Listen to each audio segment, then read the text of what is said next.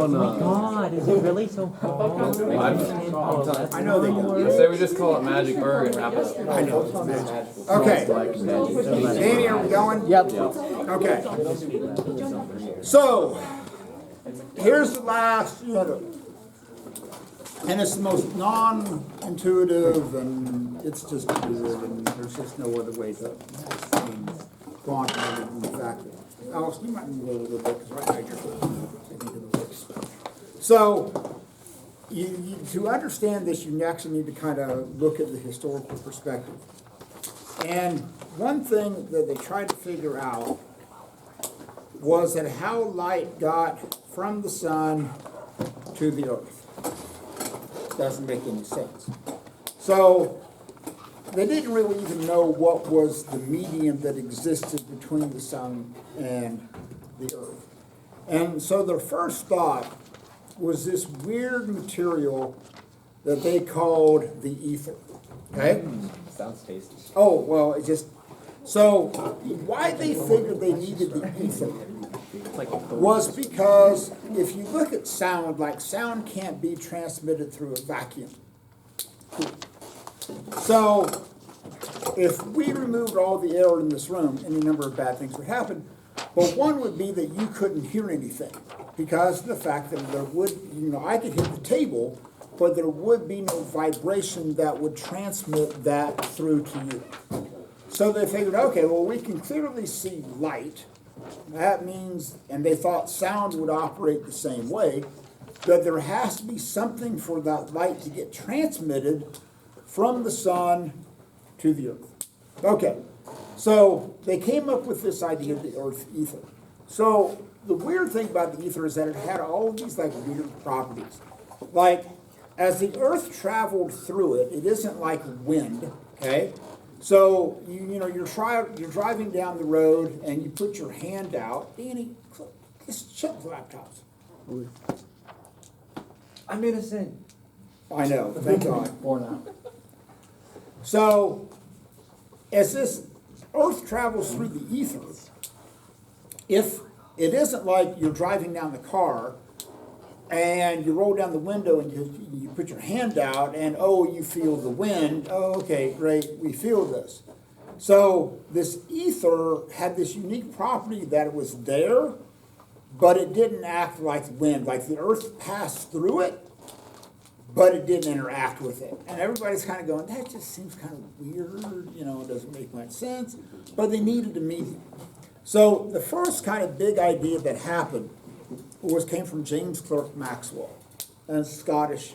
If you ever go to Edinburgh, they actually have a statue of James Clerk Maxwell in downtown Edinburgh, Scotland. So, and this is, for those of you that sat through AP Chemistry, here's the second hard diagram that I have to draw today. So, this is, and this was done in the late 1800s, early 1900s, and they're known as Maxwell's laws of electricity. And so, you all know that, let's say, for example, you have a solenoid, and you move a magnet in and out of that. That will induce a current in the solenoid, okay? Now, the opposite is true, is if I increase the current, that changes the magnetic field, okay? So this goes back and forth.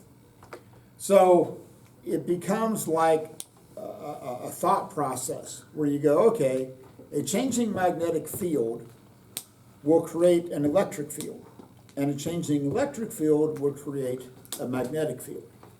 So visualize this. So let's say that you've got like this axis here. And in one plane,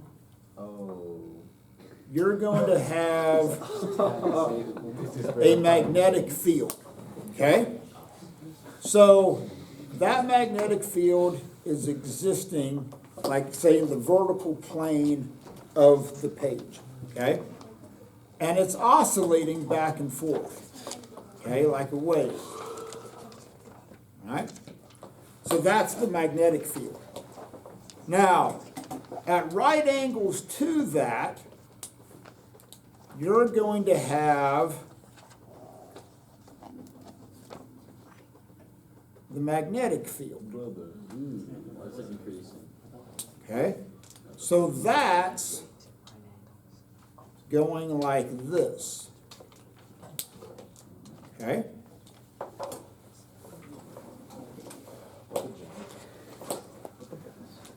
So as these, imagine if you can like visualize this.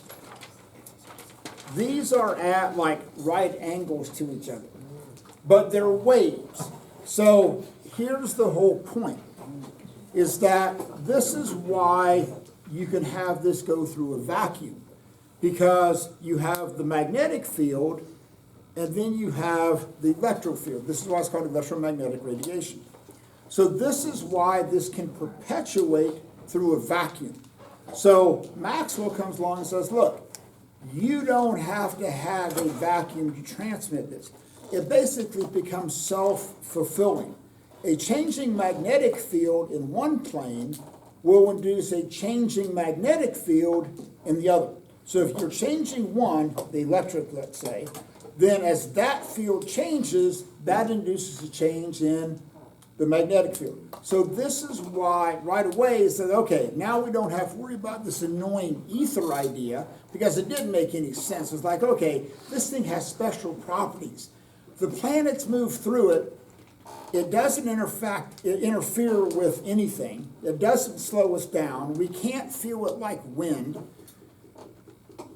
We can't see it. So it's this invisible ether, but yet we need it. And James Clerk Maxwell comes along and says, no, we really don't. It's okay, we don't need it. So one of his most famous equations that he has, that came out of this whole deal, is that, let me do a little writing here.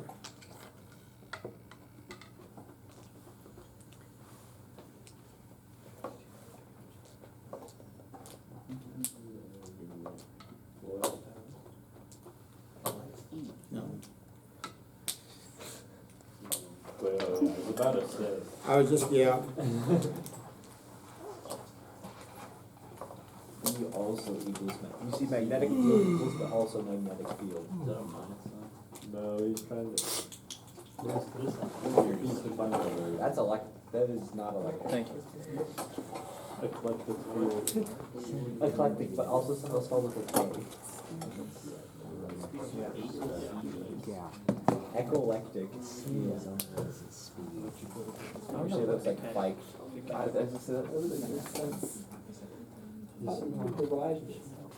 Oh.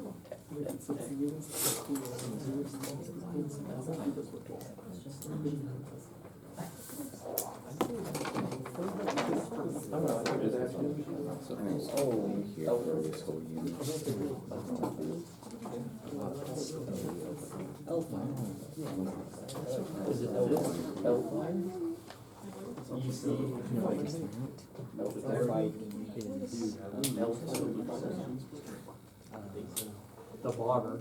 Gotta use water.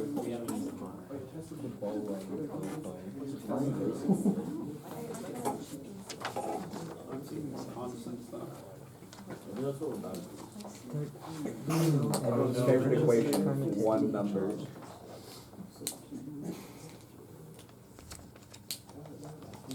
Okay, so one of, and this is a simplified version of Maxwell's equations, and you can literally take like entire classes just on Maxwell's equations. So one of the equations that he has, it looks fairly simple, is that if you take the electric field is equal to the speed of light times the magnetic field. So this, here's the ramifications of this, is that if your magnetic field increases in strength, then what has to happen to the strength of your electric field? It has to increase, right? Because the fact that the speed of light is a constant value. So if you rearrange this a little bit, you get the electric field over the magnetic field equals a constant. So the two numbers that you divide together always have to equal the same speed of light. Now, the weird thing about Maxwell's equations, and there's a whole list of weird things, is that Maxwell actually predicted the speed of light before it was measured. So, yes. I feel like this would have been useful on the test. Why are we just now like Yeah, You're on how? about Wait, this. how? Electric, what do you mean? How? How does Don't, it help? like electric field, magnetic field, like when you have like, Oh, you mean the fact never that they mind. generated a force in one direction at right angles? no, never mind. Sorry, Bert, Wasn't never it mind. weird? Sorry for the interruption. Pardon my friend here. He doesn't know what he's Friend, talking I don't know. about. Okay. More like acquaintance. So, Special what kind. Maxwell was able to predict, he actually predicted the speed of light before it was measured. So, one of the equations that he came up with, and you have dealt with these numbers before, and these are these weird kind of random numbers, the vacuum permittivity constant and the vacuum permeability constant. So I will never expect you to know this equation, don't worry about it, this is just more of a historical context kind of thing. That if you take 1 over the square root of vacuum permittivity and vacuum permeability, there we go, take the square root of that, you get a predicted value, which is the speed of a velocity in a vacuum, the speed of the electromagnetic wave. So at that point in time, they had a pretty decent idea of what those numeric values were. So Maxwell plugged them in, he says, look, hey, here's what I think should happen to the value of the speed of light. Later on, they were able to measure it, which was tough because of the fact that it isn't like I can shine a beam of light at one end of the room and have Jayden take a stopwatch and measure how long it takes for the beam of light to get to the end of the room when we go, oh, start, stop. Here, let's measure the distance, and we divide it out, and voila, hey, there's the speed of light. So what they did is they had some rotating mirrors and over great distances, and they were able to find the value of that. So the same thing happens, though, in terms of like the right-hand rule. So if you consider using the right-hand rule, so let's say you point your finger in a particular direction. Okay, there's the direction of the photon. Well, notice that your force, okay, if you look at it in terms of like electric field and a magnetic field, it's the same idea.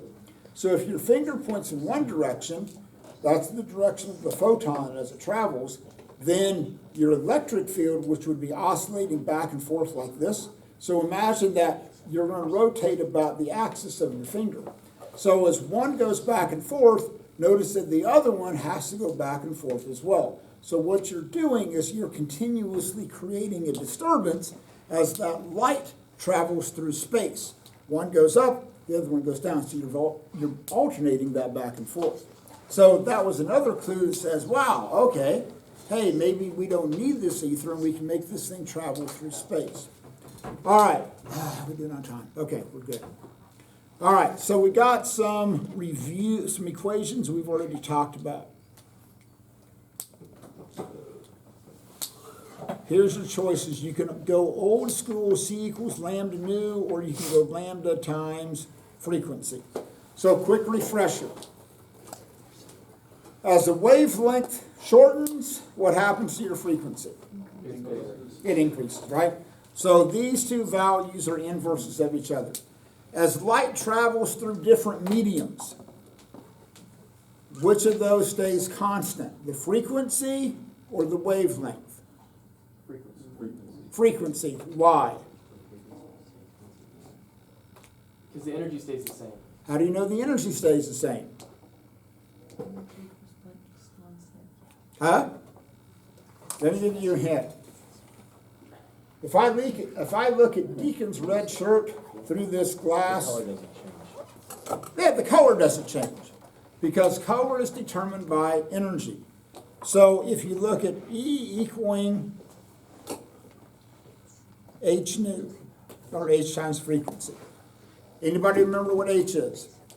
Planck's constant, which is 6.626 34.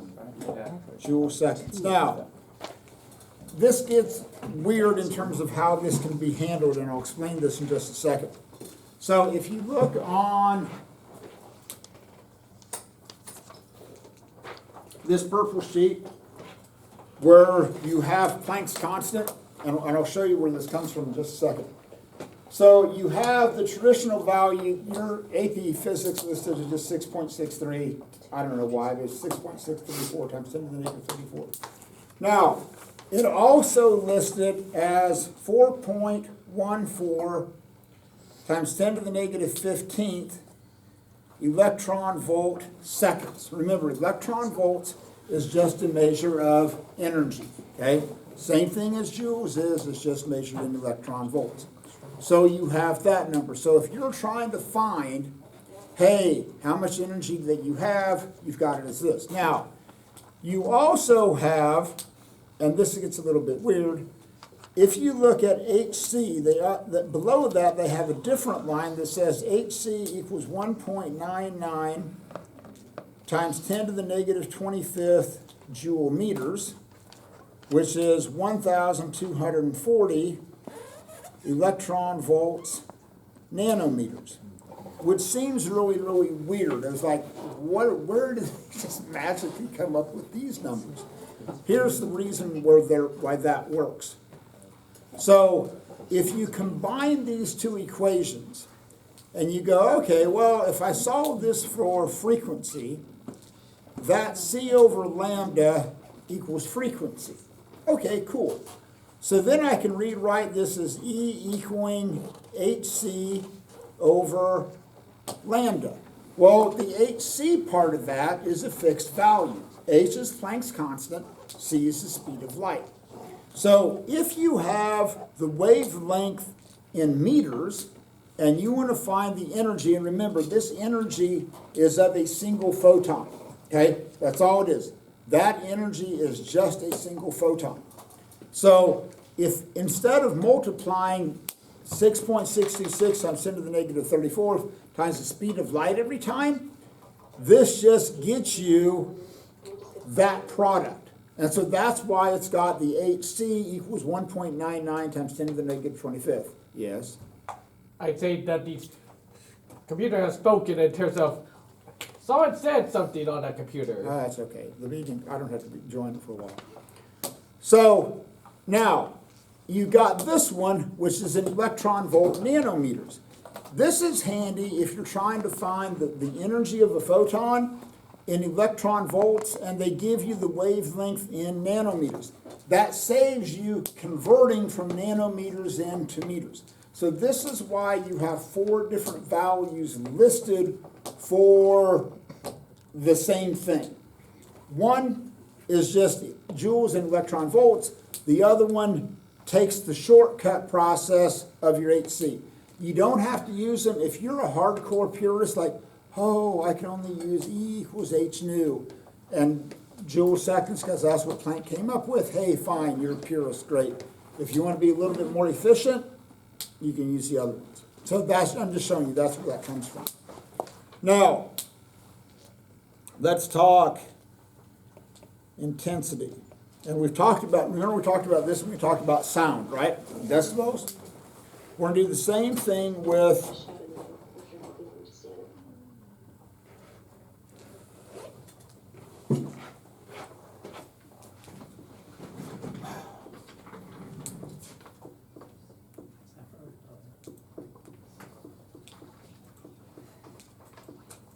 That's so weird, I don't have.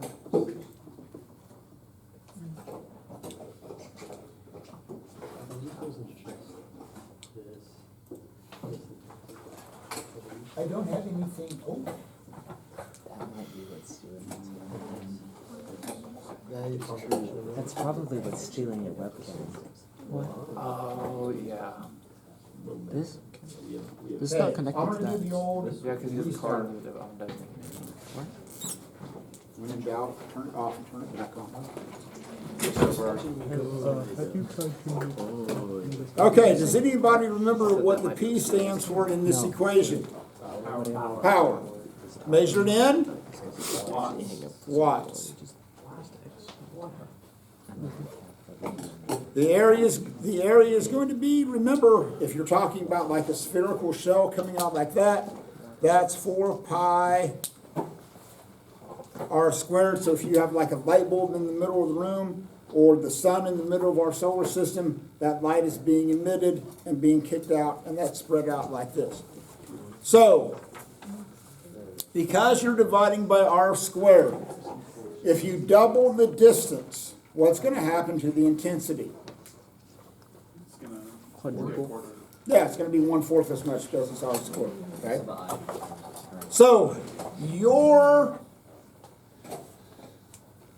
remote control, or for your garage door opener, okay, little push button thing. There's a certain intensity that it has to have before it works. So if you're out here in the parking lot and you live at 21st and Mays Road, and you hit a little garage door opener, guess what? It's not gonna work. Why? Too far away. You're too far away. So it's still sending out a signal, but because you're dividing by r squared, there's an intensity that has to be met. And if you're not within that, it doesn't work. Same thing is like if you have a proximity key for your car. If you're too far away, the car door won't open because of the fact that it's broadcasting that signal. But if you're dividing, since you're dividing by 4 pi r squared, that decreases as a linear function of distance. Now, again, I will never expect you to remember these equations. If you ever need these, I will give them to you. I'm just kind of giving you these as a historical perspective. So, this is also, and these get weird, I'm going to tell you that right now.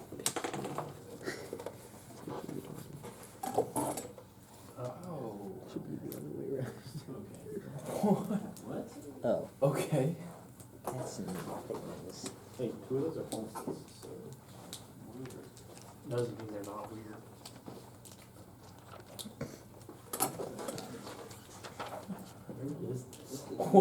This is.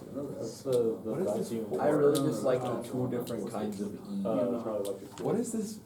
What is the equation for? Okay, I don't know, but I can show you They're some. just intensity for a reason. so all of these are different ways of measuring intensity. Current. Okay?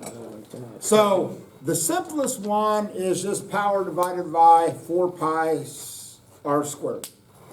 A little bit more complicated, and again, do not memorize these. They're in your book. If I'm just kind of here for historical perspective. So you have C, epsilon naught, and this one involves your electric field. The other one involves your magnetic field. So this is where these are fit together. So if you go back to the idea that how we started this was C equals your electric field over your magnetic field. So the reason that we can set these equal, because if one decreases, the other one has to decrease as well. So if you know what your electric field is, then you can find your magnetic field, and this is where this C times your magnetic field squared, and this is C times your electric, or that your magnetic field and your electric field. So this is your epsilon naught, that's that vacuum permittivity, and this is mu naught, which is your vacuum permeability constant. Okay, I just turned on my laptop, hold on. I'm gonna go ahead and give you an assignment in case you wanna start working on that. And yes, this is a short assignment. They would, but they wouldn't sell What? All those are short assignments. There's a 500 credits to shit. I would say. Actually, write the correct number. Yeah. That shows up that. Is that all freaking zero? Is that 25? 3? Is that 3? It's 25 again. Oh yeah, it's 25. This is exactly what 25 is doing. Like, I don't see much, it's like It is, simple because things, they're- like increases or true or false or something. Okay, this is all the space it took me to do. It's not horrible. It's not that bad. What the? Like, it really isn't that bad. It looks like a lot, but it's not. I can't It's read. deceivingly a lot of Not that questions. Okay, we still have 30 minutes. Exactly, like, oh shit. Years of deciphering the. I'm gonna just finish these tests. Don't worry, Jackson will be there, we'll have to. So, hopefully we'll get my test average back up to it. No, you'll have food there just for a very short amount of time. I may try and just finish my calc, honestly. Yes. Dude, I need to finish this. From one I'm so bad handwriting, confused, bro. still over Okay, the website, it's so weird what it No, wants. there's 2 questions on there Well, that I'm getting the exact same answers that Google was getting, and it's saying it's wrong. That's what I was having. Is it the one that's like e to the negative x? That one, and then there was another one. Yeah. Oh, that's the one I'm on. I'm on the e to the negative x to the 3, and Yeah. If you run it through AI, it's like I get the same answer that the AI gets, like actually working, but it doesn't. you can always correct. I've submitted 6 different answers and it I don't know. hasn't I'm taken pretty sure I've any. used half my submissions. do we for get everything. 10 submissions? What Yeah. Will Yeah. said? Yeah, you get 10 submissions. May now. take all 10. On? I I've don't used know. half of it. At about, What is it? Mitchell, after about probably 5, just you know No, what it's what- not. what you want? Next question, he rounds up. I'm going off of. What chapter If, is this? if Oh, I yeah, can my say God, one, it's so then fun. volume will take it. I should not. Google is getting insane.